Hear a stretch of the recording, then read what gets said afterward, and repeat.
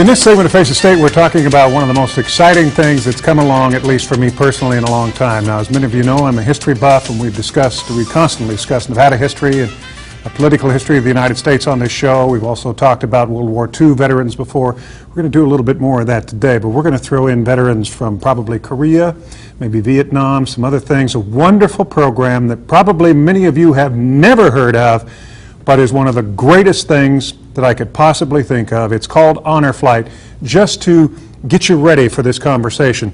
Let's take a look at this. Potentially, it's the last time we're going to have this type of a welcome. I think it's time that we recognize the people that pay such a sacrifice, that we can be here at this hotel and send them off. I think it's just fantastic that the community has pulled together to do this.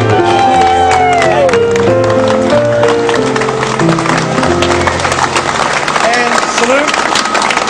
A salute and a send-off. 10 tiny steps to the bus. These are great strides for veterans who otherwise might not have seen their memorial. My father and both of the gentlemen that are with him from the VA are both in wheelchairs. This is just something that he would never have been able to do without this opportunity. Family and fraternity brothers who helped finance the trip didn't need reveille to get up in the middle of the night. And I got up at 1 o'clock this morning. Oh, I'm very excited. Bob Howell. 35 Mid-Missouri World War II veterans on board, as well as a doctor, nurses, and 25 guardians, Appreciate you doing including an unexpected guest named Murphy. Murphy's Law. We're right on schedule, right up to the point that the bus broke down in Kingdom City. A belt broke on the bus, and at 4 in the morning, the veterans and guardians found themselves without a ride to the St. Louis airport. Yeah, Kilroy was here. And just when it appeared as if the very first honor flight was out of gas, I really had to start having doubts whether we'd make it. a replacement bus. That plane's not going to leave until you guys are on it. A glimmer of hope beamed through the bus windows. Everybody needs to have their photo ID ready to go. The veterans held tight to the possibility of making it. Close to the wire. But this group of 60 and their wheelchairs still had to make it through security. That's when Honor Flight volunteer Ted Jacobs made a personal plea to the pilot. We got 3 or 4 gentlemen coming in chairs. Well, I kept asking Sharon for mile markers to find out where you were. Captain James Scully held the plane and its 50 other passengers so the Honor Flight veterans could board. I was 22 years Air Force. Okay, just in Yes, case you're wondering Scully. out there, the story goes on for quite a while, but what this is, we're going to discuss with our guest today, John Yespa, who is joining us. He's just relocated to this area from Baltimore.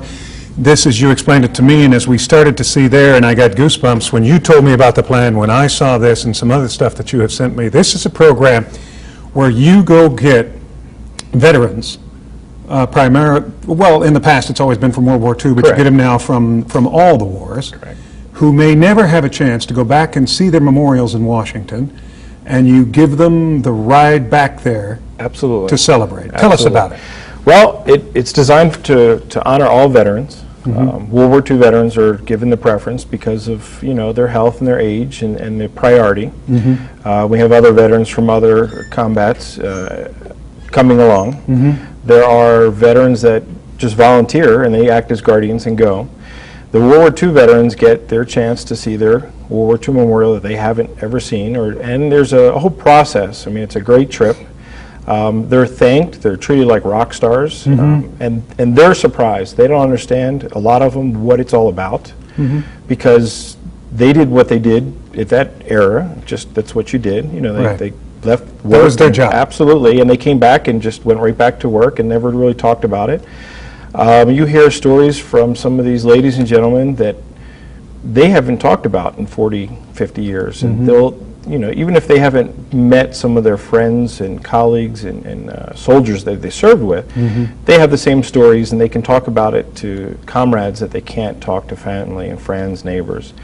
And people are so surprised about how many veterans are out there, especially from World War II. When they talk, they find out their grandparents, Right. they never knew, their neighbors, their uncles, their old school teachers, stuff like that. So it brings it out in everyone. It's a full-day trip.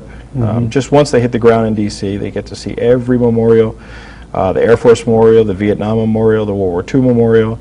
Dignitaries greet them. There's police and fire, escorts the whole way, and they don't know what's going to happen. They don't expect it. They're just happy. They get a trip that's provided. There's no tax money. There's no money derived from the veterans themselves. It's a gift. Amazing. Yeah. It's all from donations and volunteers and fundraising.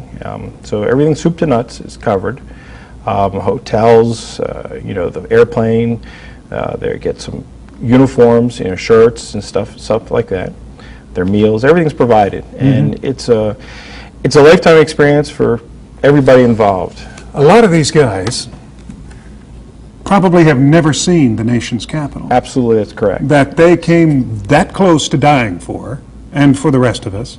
They've never had and they would never have the opportunity to see it. And they're so humble that they don't feel they've missed anything. They don't feel they've been slighted. They don't say that they have never been thanked. Right. They did what they felt they wanted and needed to do, and we're all fortunate for that. And this is, a thank you, and it's a way to show them everything that people appreciate, the freedoms and when they go to D.C., the entire day is why me? What have I done? They're just they don't understand that people hold them in so much respect and honor. What their sacrifices have been. For students that get involved with this program, whether it's high school or college, I've gotten my niece and nephew involved, and it's amazing because it's history. It's walking, living history. Sure it is. Part of the program, when these veterans get involved, they are asked in questionnaire as far as their health and their service record and stuff like that. But the reason they ask more of the service record is they get a short bio. And everyone is encouraged to talk to them because it's communication. It makes them feel good, but it draws out what they've wanted to talk about and they haven't.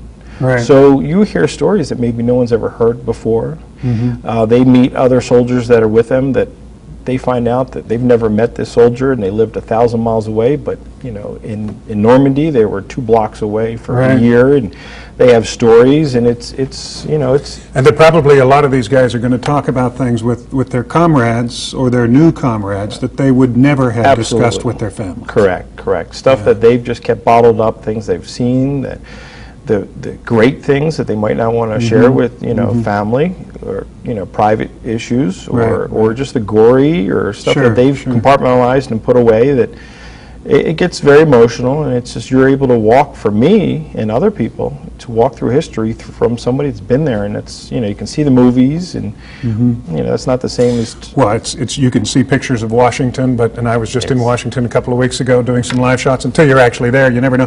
Now, this program is new to us here. It's very active on the East Coast and down in the Texas area. We're going to talk more about that in a moment, and more how you can get involved. But it has picked up some major league support from the White House on down. As a matter of fact, you might recognize this guy who has jumped in to try to help. Let's see this. World War II defined us as a nation. In May of 2004, we celebrated the veterans of this war with the dedication of a National World War II Memorial in Washington, D.C.